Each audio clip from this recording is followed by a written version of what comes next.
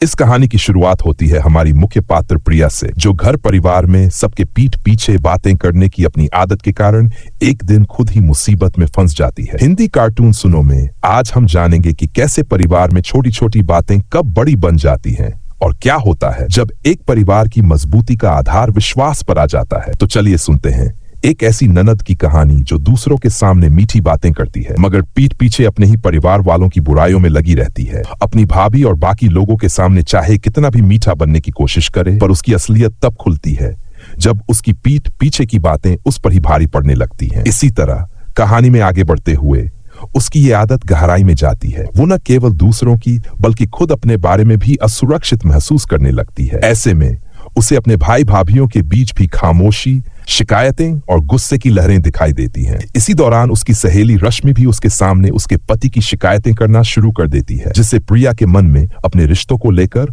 और भी असमंजस बढ़ जाता है। लेकिन ये सब बातें धीरे धीरे एक बड़े घटनाक्रम का कारण बनती हैं, जो प्रिया के लिए एक सबक बनकर सामने आएगा। अब कहानी का सबसे दिलचस्प मोड़ तब आता है जब प्रिया की ये पीठ पीछे बातें उसके परिवार के सामने आ जाती हैं। उसका व्यवहार उसके परिवार के रिश्तों में दरार डालने लगता है और आखिरकार प्रिया के लिए एक ऐसा दिन आता है जब उसके सास ससुर खुद उसके सामने उसकी असलियत रख देते हैं और तभी उसे एहसास होता है कि उसकी छोटी छोटी बुराइयों ने कैसे पूरे घर का माहौल खराब कर दिया। अब देखना यह है कि क्या प्रिया अपनी इस आदत को बदल पाती है, क्या वो अपने परिवार का विश्वास और सम्मान फिर से जीत पाती है, या फिर ये गलतफहमी और खटास उसके रिश्तों को हमेशा के लिए बिगाड़ देगी। कहानी का अंत एक महत्वपूर्ण सीख के साथ होता है। अगर हम अपने अपनों के साथ ईमानदार नहीं रहेंगे तो आखिर में हमें ही उसकी कीमत चुकानी पड़ती है। इस कहानी में यह दिखाया गया है कि कैसे छोटी छोटी नकारात्मक बातें रिश्तों को बुरी तरह प्रभावित कर सकती हैं। अंत में प्रिया अपने व्यवहार का पछतावा करती है और अपने परिवार से माफी मांगती है,